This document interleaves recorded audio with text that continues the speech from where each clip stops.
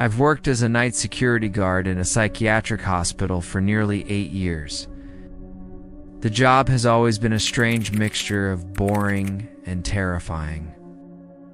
Most nights it's routineless rounds of checking doors, monitoring cameras, and listening to the hum of the fluorescent lights overhead. But every so often, something happens that reminds me this place isn't just brick and mortar writ. A prison of broken minds. It's forgotten souls. And sometimes something else entirely. Room 6 is at the end of the oldest wing of the hospital. That wing has been shut down for years due to mold, crumbling walls, and asbestos concerns. No patients are supposed to be there. No doctors, no nurses, just dust and peeling paint. But for as long as I've worked here, Room 6 has been a problem. The first time I heard about it, an older guard told me, if you hear noises from that room, don't open the door. Don't even check the window. Just report it in the log and move on. At the time, I thought he was just trying to spook the rookie.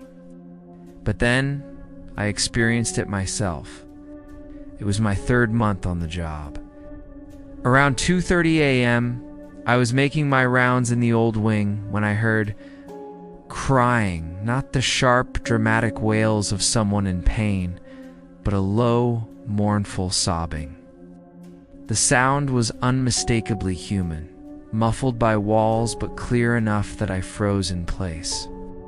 My flashlight beam quivered as I approached the source. The crying was coming from Room 6. I hesitated at the door, heart hammering in my chest. I knew this wing was unoccupied, completely sealed off. Still, the sound was undeniable. I leaned closer, pressing my ear to the old wooden door. The sobbing stopped instantly. For a moment, I thought maybe I had imagined it. But then, a voice whispered from inside the room, "Please, let me out." I stumbled back, nearly dropping my flashlight. My radio crackled with static, though no one was calling me. After a long moment of paralyzing fear, I did what the older guard had said I logged the noise and left. The following morning, I asked about Room 6 during shift change. The supervisor's face went pale. He told me to forget it, to never bring it up again. But I couldn't forget. Over the years, I've heard the cries more times than I can count.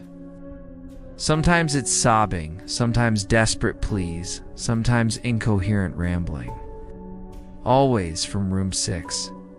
The cameras in that hallway, Dante work, they've been scheduled for maintenance for over a decade.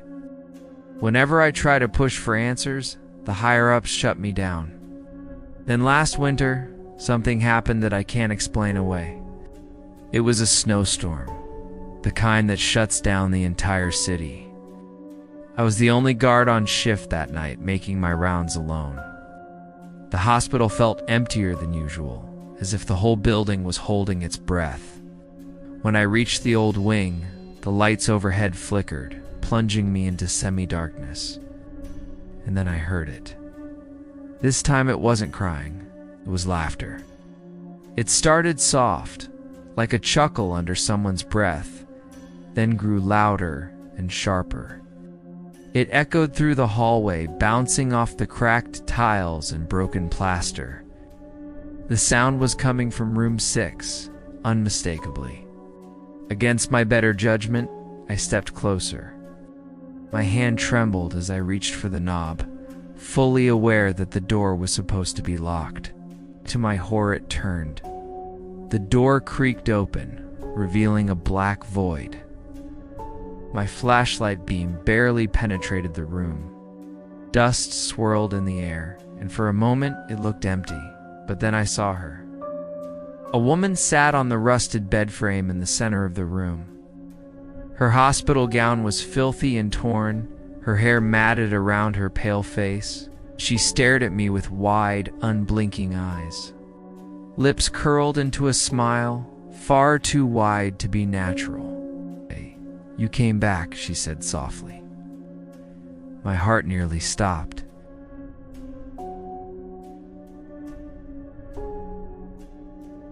I froze, unable to respond. My mind scrambled for explanations: an intruder, a patient who had gotten lost, a squatter, but none of it made sense. That wing had been sealed for years. The woman tilted her head, her smile never fading. "They always leave me here, but you're different. You hear me?" I opened my mouth, but no words came out. I should have called it in, should have gotten back up, but my body wouldn't move. Every instinct screamed at me to run, yet I stood rooted to the spot.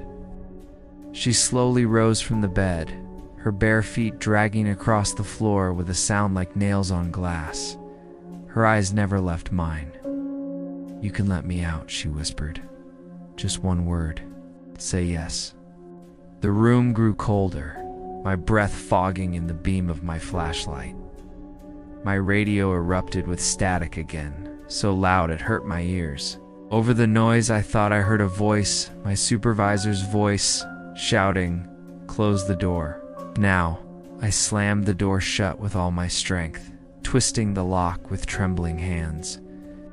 The laughter erupted again, this time furious and manic, rattling the very walls of the hallway. I stumbled back, nearly falling over as the overhead lights flickered violently. And then, silence. When I finally reported the incident, the hospital administrators dismissed me. They said I was overtired, that I imagined everything.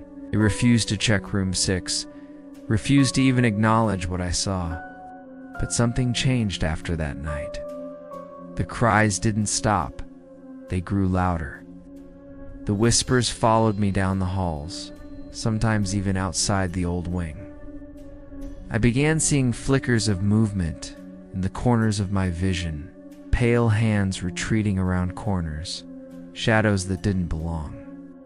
One night, while monitoring the cameras, I saw something that made my blood run cold. Camera 12 covers the hallway just outside the sealed wing. For years, it's shown nothing but dust and darkness. But at 3:07 a.m., the feed flickered. For a split second, I saw her. The woman from room 6 standing in the hallway, staring directly at the camera with that impossible smile, and then she was gone. I've tried to leave this job. I've applied elsewhere, tried to transfer, but every attempt falls through. It's as if the hospital won't let me go. Or maybe she won't. The other guards don't talk about it, but I see the way they avoid the old wing. I hear the way their radios crackle when they pass room 6. One younger guard quit after just 3 weeks, muttering something about the woman in white. I don't know who she is. Some say she was a patient left behind when the wing was closed. Others whisper she was never alive at all. The hospital records are incomplete, pages missing, files destroyed. It's as if her existence has been deliberately erased. But I know she's real.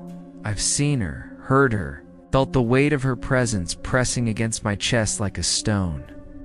And now I think she's getting stronger. Just last week, I woke up in my own bed at home to the sound of soft sobbing. When I turned on the light, the room was empty. But on the wall above my bed, written in what looked like rust or dried blood, were 3 words: "Say yes." I don't know how much longer I can resist. If you ever find yourself walking the halls of an old psychiatric hospital and you hear someone crying from behind a locked door, don't open it, don't listen, don't even stop to check. Because once you hear her voice, she'll never stop following you. And maybe one day, like me, you'll hear her whisper from the darkness, "You came back."